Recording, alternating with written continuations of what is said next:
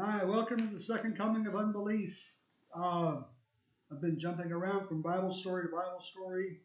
Uh, you know, I got to Judges, but I want to back up. I want to go back to Genesis and catch a couple stories that I didn't really talk about.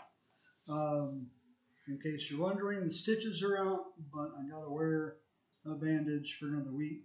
Hey, I want to go back to Genesis. I want to talk about Isaac. We talked about Abraham.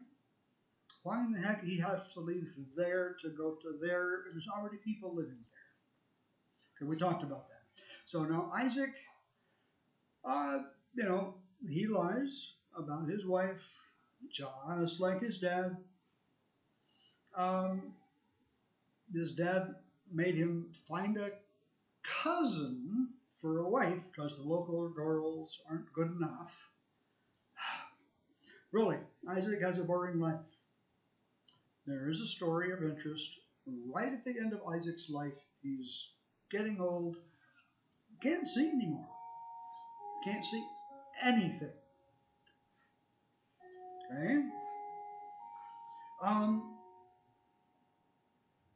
So he feels that his life is just about over, and he calls Esau in. He likes Esau as his favorite son.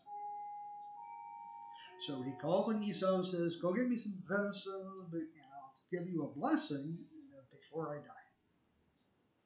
Now, Rebekah, his mother, Isaac's wife, heard this, and Jacob was her favorite. Goody goody. It's tragic that it happened. Some parents love this kid more than that kid. It shouldn't happen. Okay? Rebekah tells Jacob, "Your dad doesn't know the difference between mutton and venison, so we'll season it up the way he likes it. You can go get the blessing for yourself." So he goes to get a young goat, skins it, and now I'm assuming that Isaac doesn't know the difference between a goat pelt and human arm skin. Either that or he took the stomach skin where it's kind of half skin and half hair. He could have done that. Okay. Or I just, maybe he's a too stupid. I don't. Why is this fact important? Why does it have to be there? Jacob, changes his voice a little bit, goes in. Here, Dad, here's some venison. God, help me get a deer very quickly. And so Isaac just, puts his hands on Jacob's head and ends up mumbo-jumbo, God knows what blessing. Just as quick as Jacob walks out of the tent, Esau comes back and he's got a deer and it's cooked and he's ready for his blessing. And Isaac is devastated because he doesn't have any mumbo-jumbo blessing for his oldest son. Tell me exactly how this mumbo-jumbo blessing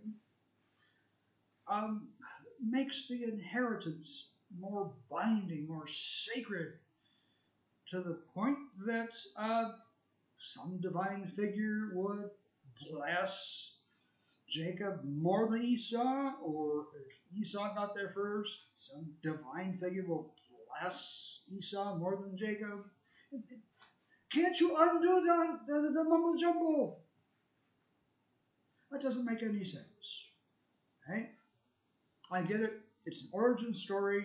We need the younger brother to be the winner, the father of 12 sons. I don't know why Esau couldn't have been the father of 12 sons. It's Abraham's grandson either way. So I'm really struggling to accept this mumbo-jumbo blessing, binding, sacrament, sworn oath thing. It baffles my sweet little mind. Now, what do I understand from the story? One, why does it have to be Jacob? Why isn't Esau worthy of the inheritance?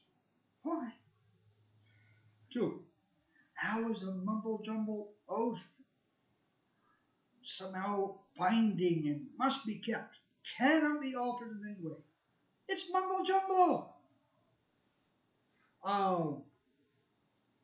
God's blessing rests on a liar. God blesses liars. Jacob is a liar. God's chosen people are descended from a liar instead of a truth teller. Abram deceived Pharaoh. Isaac deceived Abimelech, both about their wives. Jacob deceives his father. God blesses liars. Apparently so. And second, God seems to like people to marry cousins. Isaac did, Jacob did. Anyway, I've rambled long enough. That's it. Thank you for watching Second Coming of Unbelief. I'll see you in the next video.